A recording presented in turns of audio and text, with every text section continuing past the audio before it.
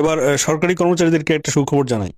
আপনারা গত 10 বছর ধরে কোনো পে স্কেল পান নাই। अच्छा আপনাদেরকে নতুন পে স্কেল দেওয়া হবে এবং বৈষম্য দূর করা হবে এবং সেটা এই জানুয়ারির মধ্যেই কার্যকর করা হবে। ठीक है আমরা এটাকে 1:4 এ নিয়ে আসবো। এতে করে সরকারি কর্মচারীদের বেতন অলমোস্ট ডাবল হয়ে যাবে, ডাবল। Several days later. একটা বিষয়ে দুঃখের সাথে জানাচ্ছি, পে স্কেল আমরা দিতে পারছি না।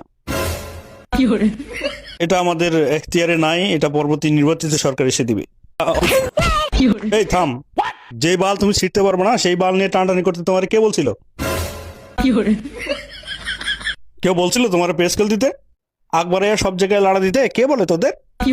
সংস্কার করে উল্টায় ফেলাবো, কোটি কোটি টাকা বিনিয়োগ আনবো, দেশকে সিঙ্গাপুর বানাবো, বৈষম্য দূর করবো।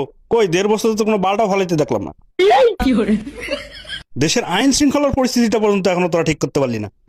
দেশের ইতিহাসে তত্ত্বাবধায়ক সরকারের আমলে এরকম